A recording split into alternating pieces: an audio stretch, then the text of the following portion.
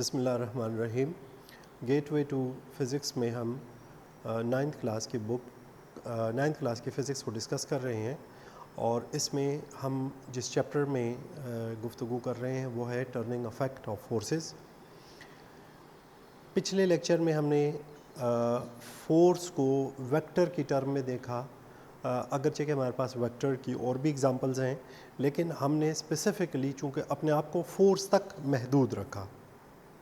हम आज जो गुफ्तगू करेंगे वो भी तमाम वेक्टर्स के ऊपर एप्लीकेबल है। हर किस्म के वेक्टर के ऊपर आप वो जो डिस्कशन है, वो जो नॉलेज आपको मिलेगा वो आप अप्लाई कर सकते हैं, लेकिन यहाँ भी हमारी गुफ्तगू फोर्स के मुतल्लिक ही रहेगी। स्टार्ट मैं एक आम सी एग्ज़ाम्पल से करूँगा, बाद में उसको फोर्स के ऊपर हम अप्लाई करेंगे ताकि हम अपने टॉपिक के साथ मरबूत हो जाए। जब कोई ऑब्जेक्ट मूवमेंट करता है, कुछ डिस्प्लेसमेंट कवर करता है, तो आप ये जानते हैं कि हम उसकी डिस्प्लेसमेंट को कुछ रेफरेंस पॉइंट्स में देखते हैं।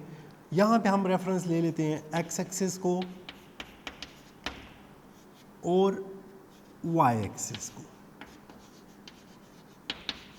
अब अगर कोई ऑब्जेक्ट यूं अलोंग वाई एक्सिस चलता है तो हम कहते हैं सिंपली इसकी जितनी भी डिस्प्लेसमेंट है, जितनी मूवमेंट है, वो अलोंग वाई एक्सिस है। अगर वो एक्स एक्सिस के ऊपर ट्रैवल कर रहा है तो हम उसकी सारी की सारी डिस्प्लेसमेंट अलोंग एक्स एक्सिस ही लेते हैं। लेकिन अगर कोई ऑब्जेक्ट इस तरह एक्स और वाई एक्सिस के माबैन मूवमेंट कर रहा है, यहाँ से रवाना हुआ इस ओरिजिन से पॉइंट ओ से और इस पॉइंट ए तक पहुँच गया, तो अगर आप यहाँ पे देखें तो हमारे पास दो एक्सिस के ऊपर, यानी एक्स के ऊपर भी और वाई के ऊपर भी इसकी डिस्प्लेसमेंट हमें दिखाई देती है। वाई के ऊपर यहाँ तक पहुँच गया, एक्स के ऊपर इसकी डिस्प्लेसमेंट कुछ इतनी बन जाती है। अब यहाँ पे किसी भी एक्सिस पे उसकी जो डिस्प्लेसमेंट है, इसका मतलब है कि इस वेक्टर के दो हिस्से हो गए। एक हिस्सा ये बन गया, एक हिस्सा ये बन गया।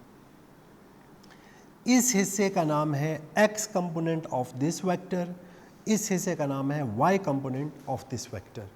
हमारा आज का जो टॉपिक है वो इसी से मुतल्लिक है और इस अमल को या इस प्रोसेस को कहते हैं रेजोल्यूशन ऑफ वेक्टर। लेकिन फिर मैं अपने स्टूडेंट्स को कहूँगा कि हम यहाँ पे स्पेसिफिकली बात करेंगे फोर्स की, इसीलिए मैंने फोर्स को ब्रैकेट में लिखा कि ये स्पेसिफिक है और ये जनरल है। फोर्स एक वेक्टर है, हम बतौर वेक्टर फोर्स के ऊपर बात करेंगे। So what is resolution? The splitting of a single vector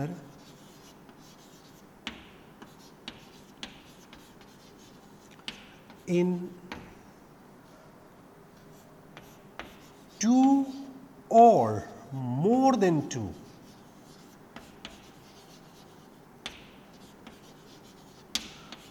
parts, जिनको हम कंपोनेंट्स भी कहते हैं,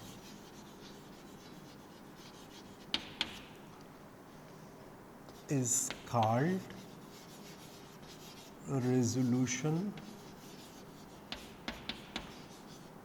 of vector या forces।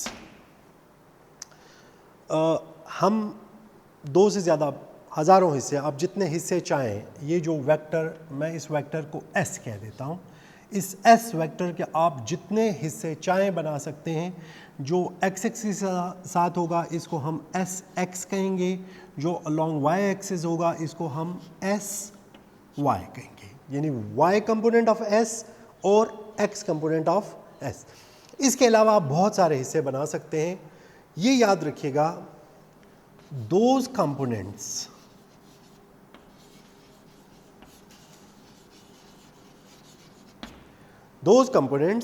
विच आर, यानी वो जो components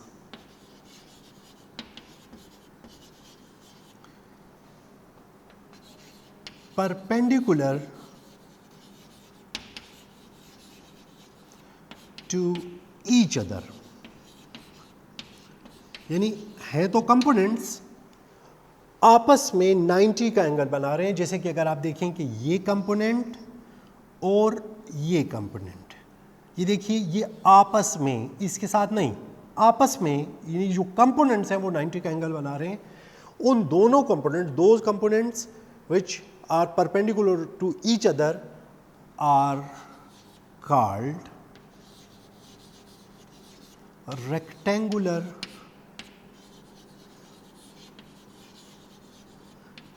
components. All components are not rectangular, but here we are restricting our discussion to rectangular component. इस एग्जाम्पल में, इस पर्टिकुलर एग्जाम्पल में Sx और Sy ये हमारे पास रेक्टेंगुलर कंपोनेंट्स हैं। अच्छा, ये तो बात हुई रेजोल्यूशन के ऊपर। अब हम इसको, इस प्रोसेस को कैसे कैरी ऑन करते हैं, कैसे इसको सर अंजाम देते हैं, कैसे इस प्रोसेस को करते हैं, उसके ऊपर भी गुफ्तगू करते हैं। आपने देखा होगा कि एरोप्लेन जब टेक ऑफ करता है तो कुछ लगभग इस तरह आपको ऊपर की तरफ जाता हुआ नज़र आता है। अगर आप देखें तो यहाँ पे जो फोर्स है, यानी ये जो इंजन से जो हवा पीछे की तरफ जा रही है, ऑलरेडी हमने थर्ड लॉ ऑफ मोशन में इसको बड़ी डिटेल में डिस्कस किया है। ये तो जहाज़ यूं ऊपर को उठ रहा है, ये जो फोर्स है यूं, अब इस फोर्स के दो हिस्से हो रहे हैं। एक,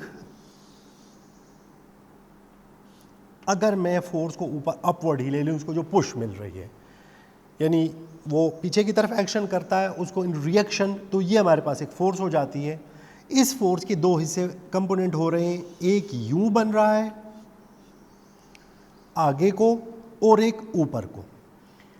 ये फोर्स F है और ये जो एंगल बना रहा है, कोई एंगल है, चलें इसको थीटा कह देते हैं। एंगल के लिए हम लफ्ज़ थीटा, फाई, साई मुख्तलिफ एंगल हम यूज़ करते हैं। ट्रिग्नोमेट्री में आपने पढ़ा होगा या पढ़ेंगे। इस कंपोनेंट को हम कहते हैं एफ वाई, और ये जो दूसरा कंपोनेंट है this should be F X, यानी एक्स कंपोनेंट जो है this is along X axis and Y component is along Y axis.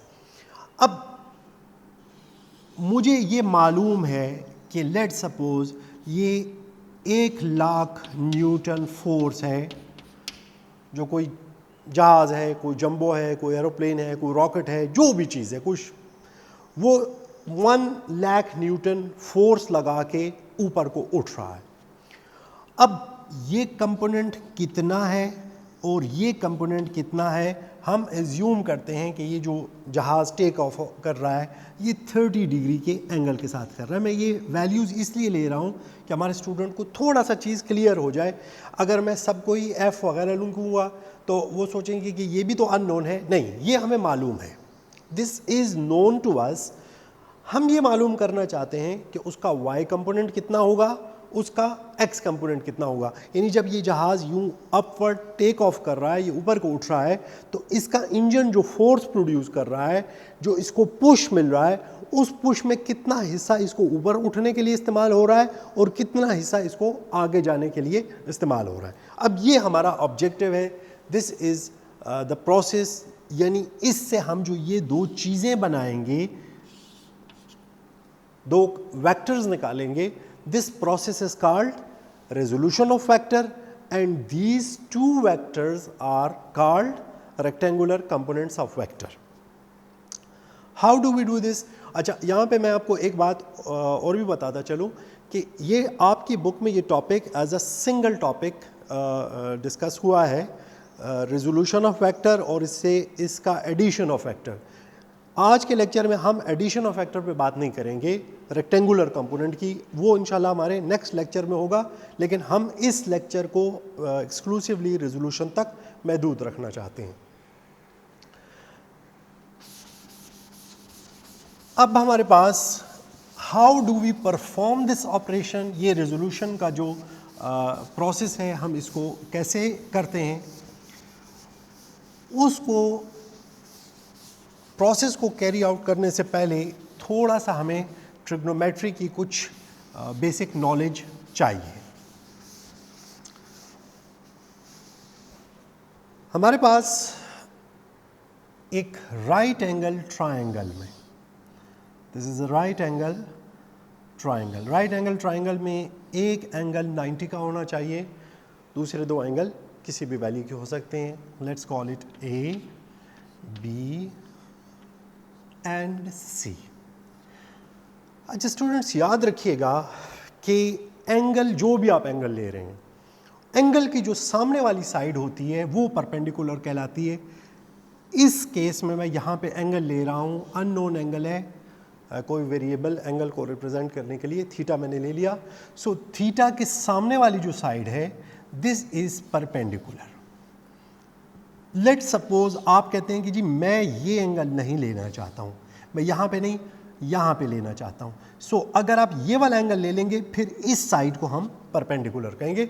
सो इस चीज़ को अक्सर स्टूडेंट कंफ्यूज कर देते हैं कि कभी ये परपेंडिकुलर यहाँ पे ले रहे हैं, कभी यहाँ पे ले रहे हैं। हम परपेंडिकुलर लेते हैं विद रिस्पेक्ट टू एंगल। अब हमारे पास this is hypotenuse and this is base.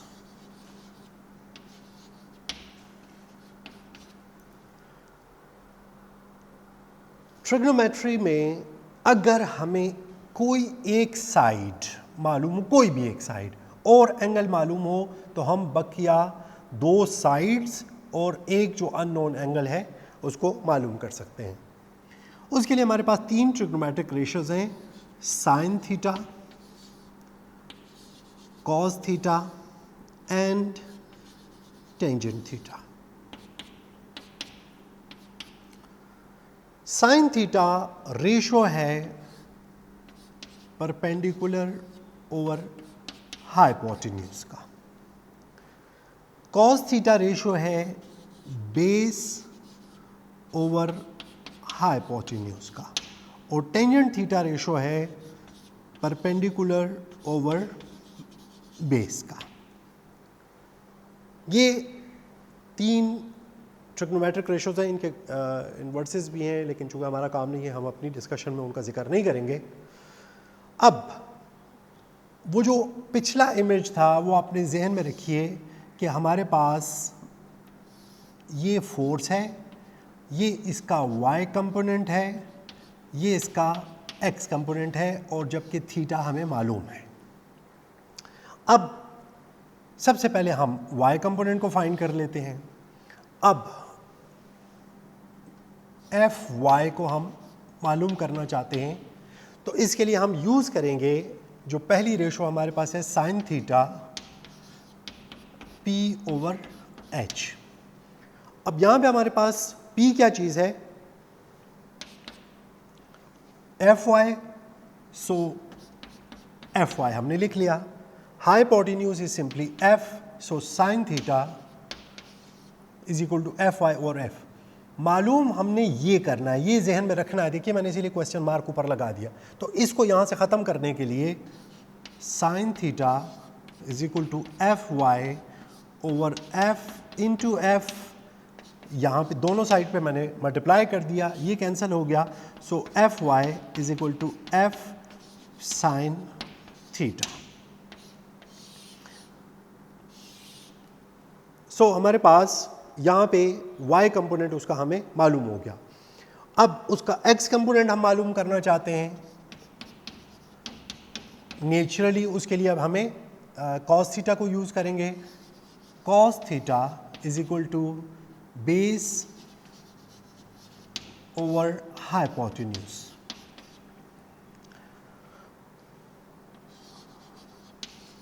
Base हमारे पास क्या है,